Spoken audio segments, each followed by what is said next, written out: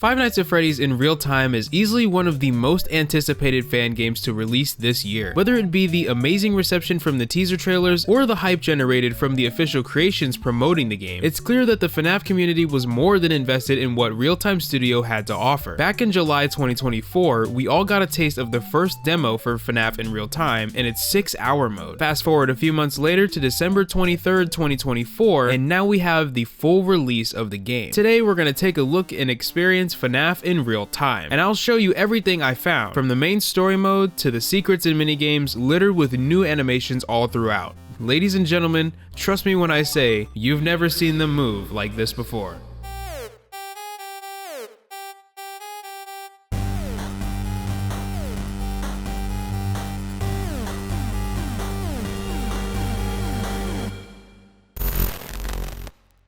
Let's start at the beginning. The game opens up with a cutscene of our character on stage in some kind of Fazbear suit. I'm hesitant to say that this is Freddy or anyone from the main gang due to the faceplates we see, even though we see Bonnie and Chica on either side of us. We then see a new character approach us on the stage. FNAF in Real Time is said to be telling a sequel storyline to the original FNAF 1 game taking place 10 years later, so we've got a few new things to see. The animatronic we see before us is named Brother. We don't really know too much about him, and honestly he seems like the golden Freddy of this whole thing, really mysterious and just seems more aware or powerful than the others. After approaching us, they say that we're going to be here for a very long time. Our character seems to have some kind of history with Brother, as we claim to know what they did to our daughter and other children, and how no one is getting away with this. Seems like things are too late though, as Brother walks away more sure of themselves. Alive.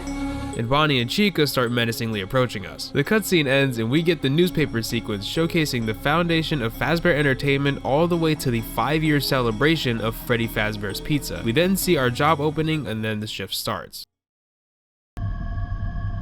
Well, after taking a look around for a bit, everything seems to be in order here. Lights, doors, can you still boop the nose? Of course you can still boop the nose, what am I talking about? How's the cameras? How's the cameras? Looking good. The gang's looking decrepit as always. Still can't see the kitchen. The cupcake's still giving me death stares and the fan's still running. Damn, this is FNAF 1! Jokes aside, it is nice to see this game in a bit higher quality and feel smoother to play overall. Of course, we have to showcase the main feature of this game, that being the actually moving animatronics throughout the pizzeria. Oh, Chica's moving! So where's she going? Oh man, you can actually just see her walking through the dining area.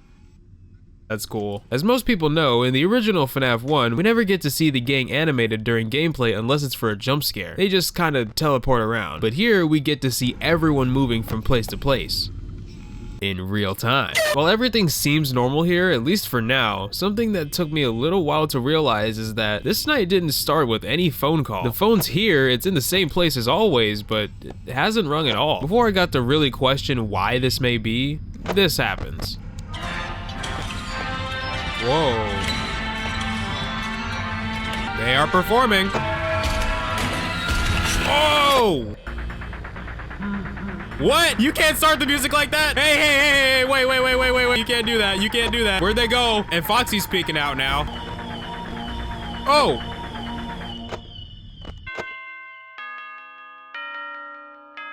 Yay! $150! Well, that was certainly something, but hey, at least I didn't die first try.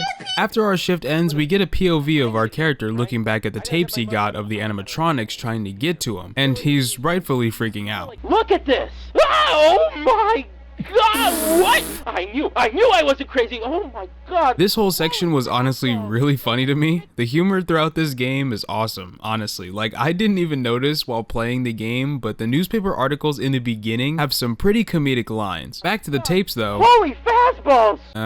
Okay. Toward the end of the tapes, something shows up in the cameras that we didn't notice during our shift. Oh, I did not get to see what that was. I did a lot of pausing and zooming in, and I can see where the figure is. I can't for the life of me figure out what this is. I don't think it's crazy to assume that this is Brother, but it's really hard to tell. Moving on to the next... What? I have to purchase the next night. Alright, I guess. Clicking on the minimap option brings us to an 8-bit layout of the pizzeria featuring our player character. We are then told that we can explore the darker areas of the pizzeria and to find the supply closet, avoiding the animatronics in the process. Or else they'll stuff you into a Fazbear suit? You mean these guys? Ladies and gentlemen, I think it's safe to say that this This little mess of pixels is no such threat. They ain't got the guts to go toe to toe with me. Nope. Hey, what's with the music? Hey. Yep. Oh my god. I made a mistake. How you about it? Alright. Don't run into the animatronics. Well, it told me to find the supply closet. I'm pretty sure that's just right here, right?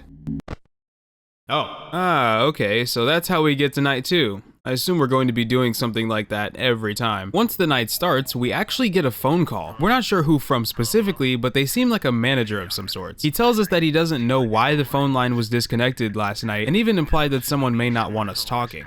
Which was interesting for sure. We get the classic rundown of, okay, so yeah, the animatronics move, don't let them into your office, use the doors, lights, and cameras. We're also informed that we could use spare parts in the back to repair the animatronics, but shouldn't need to, and the last repair guy got laid off 6 months before and hasn't been heard of since. The phone call ends and we get to continue our shift. Night 2 is pretty normal, all things considered. Seeing Chica get so close to the cameras and walk away is creepy, but really awesome. Oh my god. 6 a.m. arrives and our shift ends, so it's time to go unlock night 3. This time around on the minimap, we're asked to go to Pirate's Cove and unlock the third night. For those who don't know, in the original FNAF 1, night 3 is where Foxy starts becoming really active, and considering what we saw on night 1, I'd say this has a pretty high chance of getting crazy. And I was right. But I didn't expect to be right this quickly. We get another phone call and start getting a rundown of Foxy. It seems like Foxy is going to be a little more of a problem tonight as he rushes my left door twice and I almost didn't catch him. Hey, Foxy. Bro. Where'd he go? Oh shit. And then he kind of like disgruntledly walks away. Okay. He's coming back! I can tell that he's being more aggressive than usual. Dude! He's not like this usually. What do you mean you can tell? It then comes to my attention that these calls, unlike the original game, are live and not pre-recorded, as the person on the other line reacts to Foxy's aggression. He seems to retreat to Pirate's Cove, but then comes back again. He's already about to start charging my ass again. This time, something's different. Something's wrong. What? Again with the music. You trickster. I'm going to need you to listen to me. Don't breathe. Don't breathe? Sorry, do breathe. Just pay attention. Foxy starts rushing the doors non-stop as the man on the phone tells us to stay alert. For a while it seems like we might be able to handle this, but things start getting insane. Holy shit! It was the wrong door. I couldn't tell what camera I clicked on. Doing good. Every time you slam the doors, he gets angrier, but he gets tired too. You can't keep doing this dance forever. You've got to outlast him. Okay. He's everywhere. He's... How does he know what's going on? The guy on the phone. How does he know what's going on? Is no one questioning that? Dude, the animation's goddamn sick though. Powers failing. I can't reach you. You have to survive. Okay. The person you're trying to reach is no longer in service. What? Stop. Okay. I can't. Huh? Why? Dude, are they all moving now? Yep, I think they're just all moving now. Yep, Bonnie's pulling up, Chica's pulling up. I'm scared. I'm scared. I'm scared. Okay, they're all back on the stage. Foxy just backed into Pirate's Cove. Dude. This is easily the most intense as well as my favorite part of the entire game. Having what is essentially a Foxy boss fight on night 3 and watching him run around the place is so damn cool. And I feel like I haven't seen much like this in other fan projects. I somehow managed to survive all of this, everyone retreats to their places and the shift ends. Once again, I'm very surprised I didn't die. Okay. Before night 4 begins, we get a call from the man on the phone. This time, he's expressing how he'd understand if we didn't come in for the night. He then goes on to explain why the animatronics move the way they do. And basically, he tells us that they're haunted from the souls from the second missing children's incident. They can't tell the difference between us and the man who murdered them. The man on the line already tried to help them and failed. But how would they know? For night 4, we need to get to the prize counter and access the FEC or the That's their employment console. This is the menu where we get to see the other nights available, the challenges, change our avatar if we want to, and even check out some of the game's cutscenes. We're gonna check out some of those things a bit later in this video, but I want to start the shift before we do. Night 4 actually introduces something a little bit new. Entrance. The man on the phone tells us that he managed to get repair guys out there to install 2 new cameras and fix an old one. Now we get to see the main entrance of the building and what seems to be a safe room, as well as the kitchen. Oh my god, we can see the kitchen. I don't think I ever actually caught anything on these two cameras, so this night kind of plays out normal for me. Well, except for this one slight trick. Freddy seems to be aware of the newly repaired cameras, and he is not a fan. So now he has a chance of swapping the current camera we're looking at with another random one. What was that? Night 4 is actually the first night where I ran out of power completely, and I was expecting Freddy, but I was not expecting this. I don't think I'm making it. Death approaches, ladies and gentlemen, death approaches.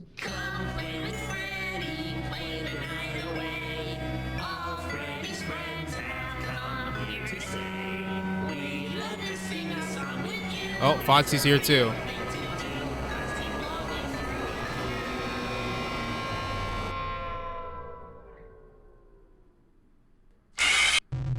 But after getting everything down, I quickly beat Night 4. Oh my god. I've never been so locked in. Well. The end of Night 4 has us walking around the pizzeria as Brother, placing paper drawings on the walls all throughout the building. Find the papers. Find the papers. We're gonna find the papers. Find my pages. Once we're done placing them, we make our way to leave, but the doors are already open. The minimap for Night 5 tells us to go to the show stage. Doing so turns the lights on and the animatronics no longer chase us. Now that we've got everything down, this night should be pretty straightforward, so I focused in pretty hard and had a staring contest with Bonnie. Oh. He's not gonna get me until my camera flips up, I don't think, but it doesn't even matter because doesn't matter at all. I close the door because Chica's there, and then Chica goes away. I open the door. Bonnie's just like, hey man, thanks for letting me in. Let's try that again.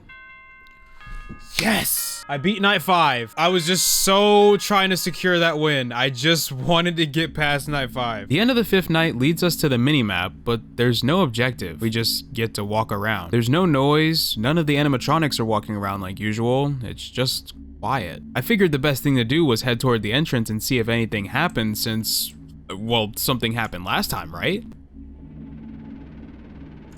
Whoa, it's the, it was Purple Man.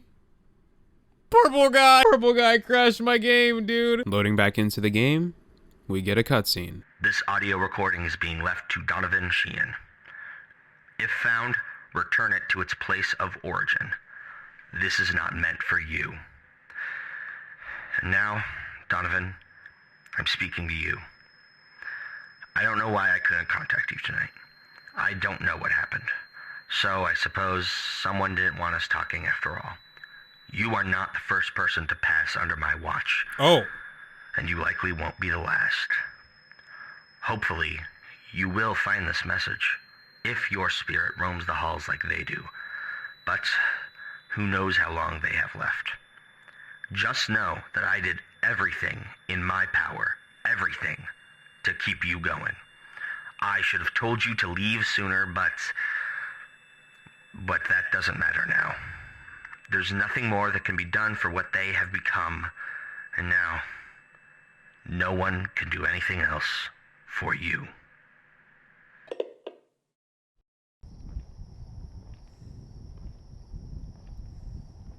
You got like a VHS thing going on here. This is cool.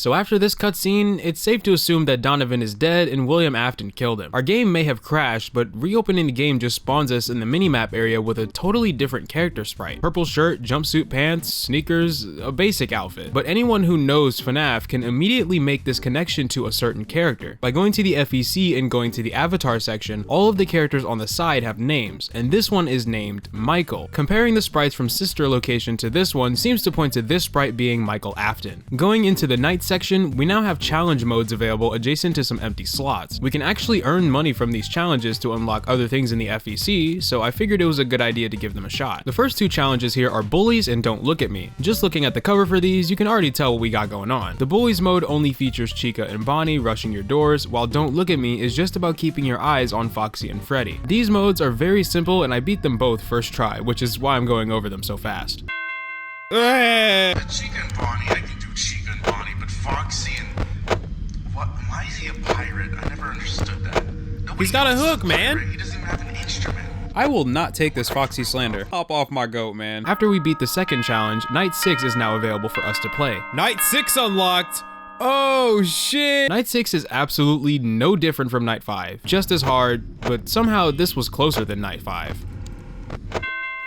Dude, it felt like it was taking so long for 6 a.m. to arrive. After the shift ends, we get a mini game of a little duckling. Walking around the area more, this looks like a campsite of some sorts, as we find tents and campfires all around. Venturing even further into the campsite, we find a pond, and in that moment, I got flashbacks to a game from long ago, FNAF World. There's a scene in FNAF World where you can talk to Old Man Consequences and glitch into the pond. Feeling like there was no other way, I emulated the same movements, and sure enough, the pond turns red. Off to the left, we see the purple guy once again. He slowly approaches and the minigame ends. Something that I noticed in the minimap section is that another animatronic is now walking around the pizzeria, Sparky the dog, as well as Brother. Well, there's 2 challenges left to reasonably complete, so let's dive into the Nightmare Challenge. Oh, it's red tinted. That's... What the hell am I supposed to do about that? Anything? I assume this is just gonna be a normal night, normal challenge night or whatever, but this extremely annoying buzzer is just gonna keep going off. Yep.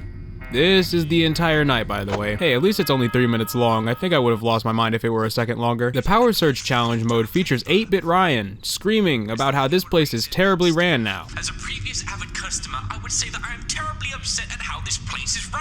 I expect a full refund. No, 2 refunds for this performance. 2 refunds? So you suing these niggas? Also, I get to see Bonnie's jump scare for the first time. Oh my god. Takes off his whole mask just to rip yours to pieces. After completing this challenge, the only one that's left is Challenge 5. 420 mode. We get $500 out of this night, and I feel like that might just be enough to see what's really going on here. Before we continue though, I realized we actually had a lot of cash and there's still dark areas around the pizzeria. Unlocking each area costs, but now we can go around and collect all of the paper drawings we placed down as Brother earlier. A couple of the drawings were missing and I actually had to leave the pizzeria to go and retrieve the other 2. Once we did, we returned to the FEC and bam, look at that. Oh, look, we got a star. That was actually worth it. We collected all the papers and got a star for it. Dude, let's go. Once we got all of the paper drawings, we went on and attempted 420 mode. And well, I beat 420 mode. But you don't get to see that yet. After beating the mode and collecting our cash, we now have $750 that we can spend. I was unsure what to do with the remaining cash, but then I remembered the cutscenes section of the FEC. So I headed to it and, well, would you look at that? There's more locked things. The 2 cutscenes we get to see are commercial tapes for Freddy Fazbear's Pizza. These are from December 2002. I won't show the scenes in full, but I do want to say that these are really well animated and the voice acting is spot on for these guys. Yar! It's been a while. Starting next week, we're hosting monthly drawing competitions. The winner will get a month's worth of tickets, unlimited refills, and free sides for a month. This game contextualizing the existence of these drawings other than just, oh, the kids drew their favorite characters with a drawing competition is actually really cool. Toward the end of the tape, do you guys remember the tape recording we got from Donovan after night 1? Well, there was actually a second recording made 4 days later. The recording is entirely different in tone. This time, Donovan seems more focused on what's going on. He seems to be getting really close to the truth. We have devised and developed a plan to take down Freddy Fazbear and the pizza robots. Not only were there 2 locations in the 80s, but there was a whole nother missing child incident at the main location, only weeks after the mysterious death of the co-founder, William Afton. But, like always, in this universe, finding out the truth may be your worst mistake. The man behind the murders. It's important to mention here that this recording takes place on the same day as Message 2, the cutscene that we get after we complete Night 5 and William Afton kills Donovan, January 17th, 2003. Why is there a mouse on the screen? I didn't switch to that camera. I think someone followed me home. It's after all this, and only this, do we unlock Night 7, the final cutscene. But put a pin in that though, there's more. In the menu, this is the first trespassing scene, and it all takes place all the way in December 2003, almost an entire year after Donovan dies in the pizzeria. This tape starts inside the pizzeria at what seems to be our final moments, but we plead to the animatronics to wait, and for some reason, everyone does. Freddy walks over and takes a good look at our character and seems to recognize him. This seems to signal the others that we are not here to cause harm. Freddy then leads us to the back area where we can see Brother sitting alone with a drawing in his hand. Our character walks up to Brother and places the camera down. Oh. A hug. While this is a wholesome moment and went a whole lot better than I thought it would, there's something I noticed here. Our character is wearing jumpsuit pants, and judging by the stripe, these look like the same pants that our 8-bit Michael Afton avatar was wearing on the minimap. I figure he's just wearing the jacket to cover the purple shirt so it's not a dead giveaway. But if you're still not convinced, the character in the tape has on the exact same red shoes as our minimap Afton character. So we have a scene of Michael Afton hugging Brother. Okay. But why? Well, my friends, I think it's time I show you Night 7, the final cutscene. But first, can we talk about this? After the Night 7 final cutscene, you can no longer continue to play the night gameplay permanently, including the 6-hour mode and all the challenges. Are you sure you want to continue? What? Okay, that's a little baffling. So you just get locked out the fucking game if you see the final cutscene. A weird game decision for sure, but I guess this is supposed to be one of those experience it one time only kind of things. Whatever the fuck that could possibly mean. Kinda sad. I actually considered doing the 6-hour mode at some point. Okay. Are we FNAFing it up, or are we, this is just a cutscene. Oh, it's so quiet. No one's on the stage. Broken my whole life. What? But now I can see mine's coming to an end. I thought this could be some sort of purpose, a sort of difference against him. But things change, and so do people. They warp, they turn, they twist, they're broken into the shape of a monster, with jagged edges, bruises and scars, and infinite memories of a dream that couldn't happen. The existence of your death being a myth, a conspiracy, just a theory. I'm not a daughter. Oh. I'm a brother to many. Whoa. A brother to most. The stage is empty. Their seats are cleared. Their servers are broken, forever tucked behind the curtain. Their building is rotten. Their parts are deteriorating. And after one last night, the game is over. No more songs, no more sleep, forever tucked away by the darkness. There's no one left to save them. There's no one left to save me.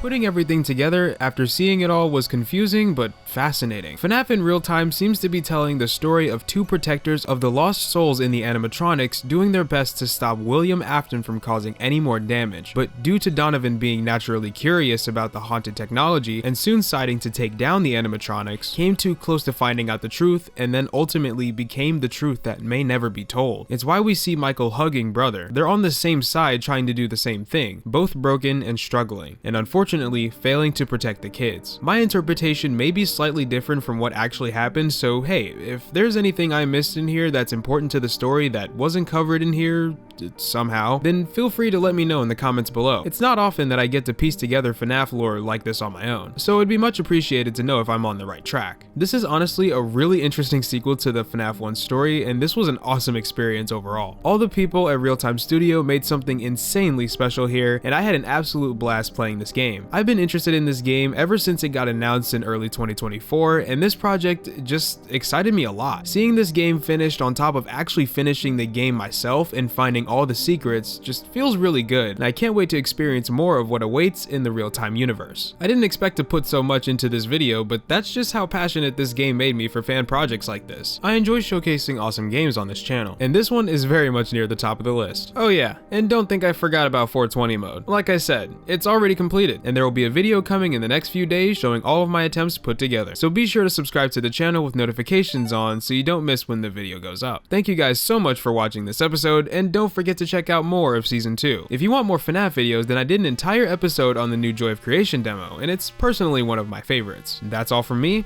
Later.